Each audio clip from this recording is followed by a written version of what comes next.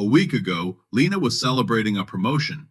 Today, she's walking into a cafe in Berlin to meet someone she hasn't spoken to in years. Maya used to be her closest friend. Then came a stupid fight neither of them really knew how to fix. 2.5 years later, they're finally sitting across from each other again.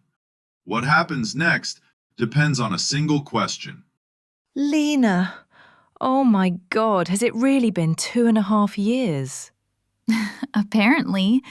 You look amazing. Stop it. Sit. I already ordered for both of us. Flat white, no sugar. Still right? Still right. So, what have you been up to?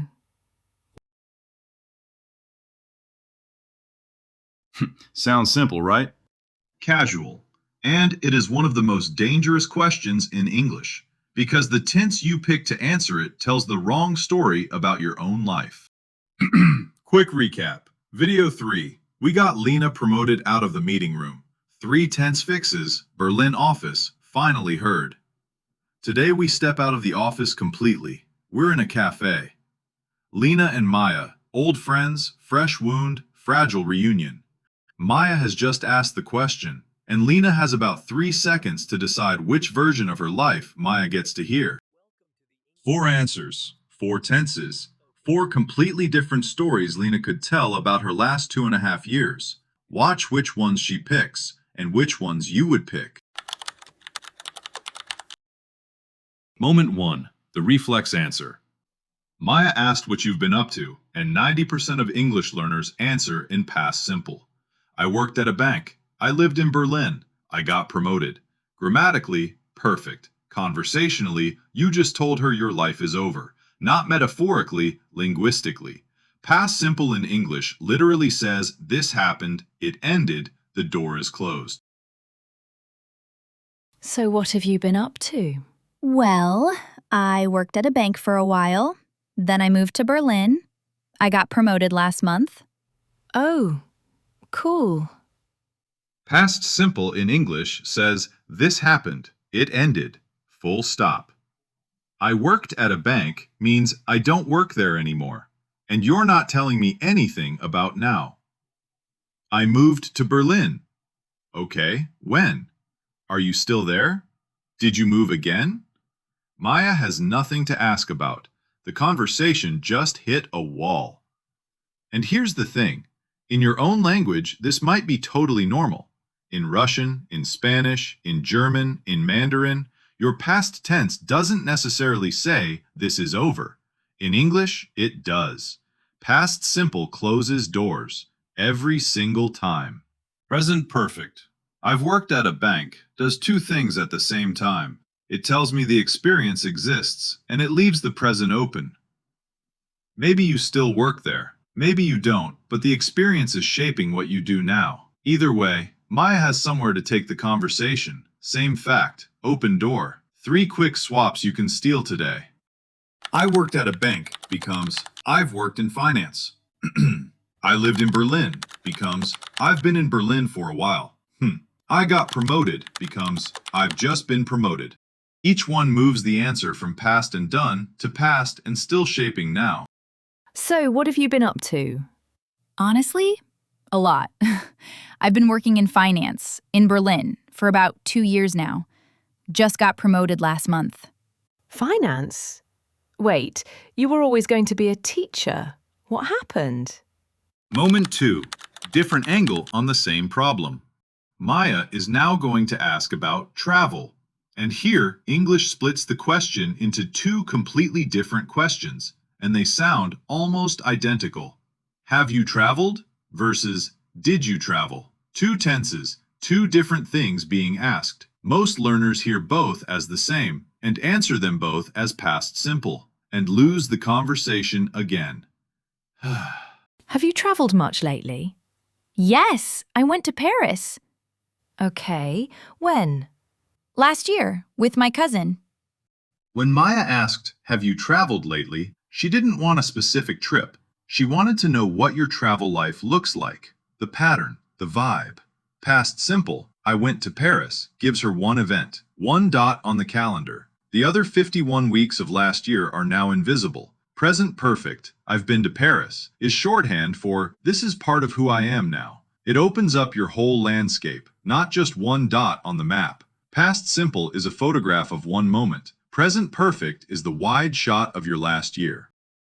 Pattern. When the asker is opening, you open. When they zoom into a specific moment, then you zoom in too. Use past simple when they ask, when did you go to Paris? That's a dot. Use present perfect when they ask, have you traveled? That's a landscape. Have you travelled much lately? Quite a bit, actually. I've been to Paris twice this year. Work trips, but I tacked on weekends. I've also been doing the train thing more. Prague, Vienna, just because they're close. Train. I keep meaning to do that. How was Vienna?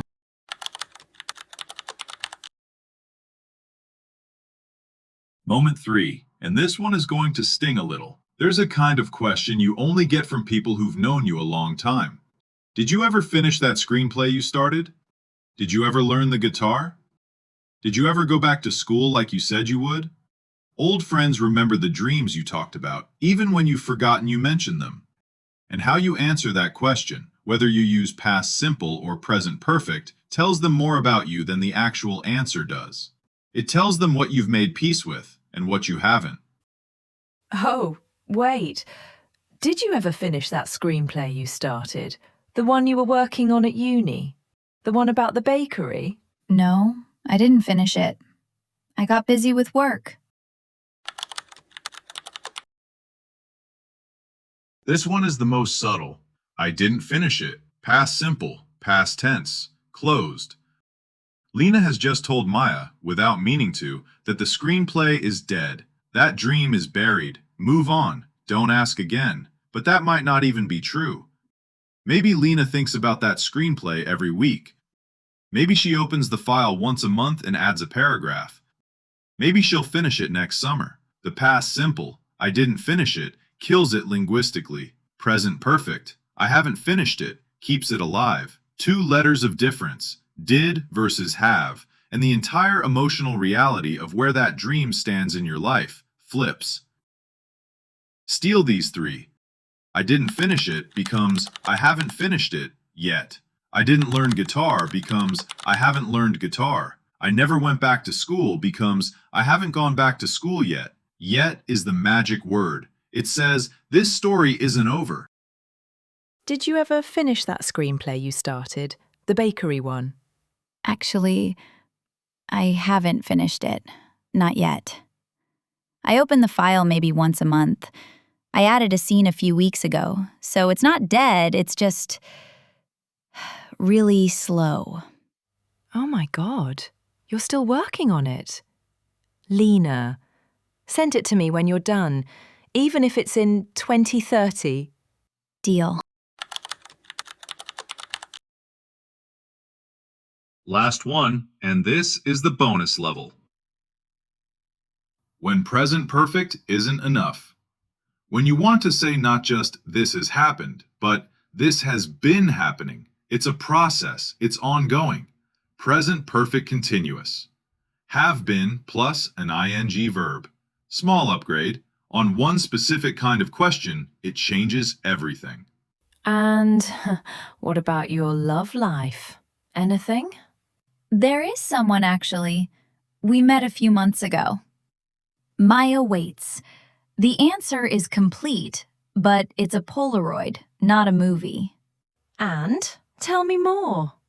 There is someone. That's a fact in the present. It's true, but it's static. It's a photograph. Present perfect continuous turns the same answer into a movie.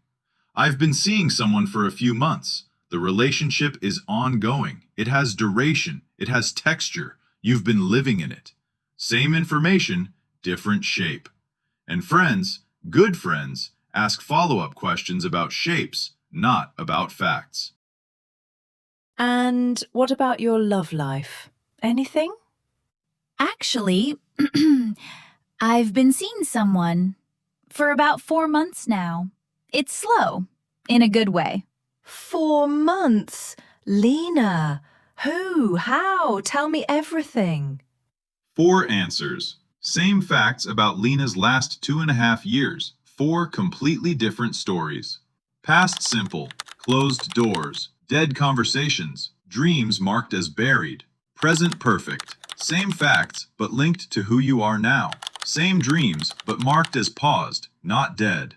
Present perfect continuous. Same facts but with motion, duration, life happening inside them. Pick wrong and the person across the table, even someone who's known you since you were 16, assumes you're done. Pick right, they want to keep talking.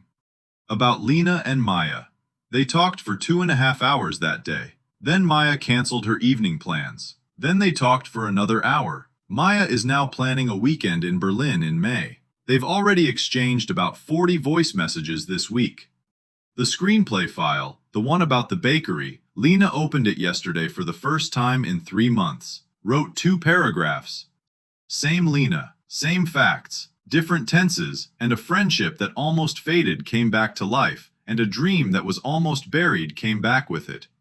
Tense doesn't sound like a big deal, until you're sitting across from someone who hasn't seen you in 2.5 years, and you have one chance to tell them, and yourself, that your life is still happening. Homework.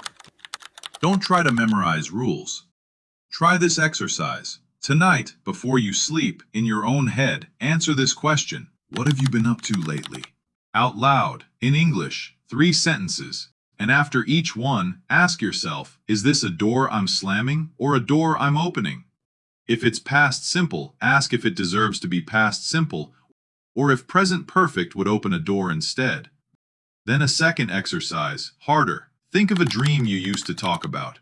Something you haven't gotten around to. Say it out loud in 2 versions. I didn't do it.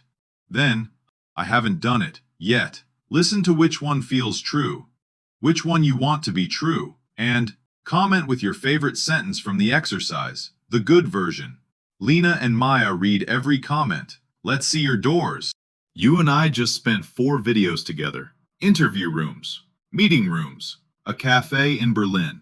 Lena went from passed over to promoted to seeing someone for 4 months, and from I didn't finish it to I haven't finished it yet. Not bad for 4 episodes. Next week, same kind of grammar trap, brand new situation. Until then, try the homework. Tell Lena and Maya what you've been up to. If you missed video 3, the meeting room episode, that's the one right before this. Subscribe, ring the bell. See you next week.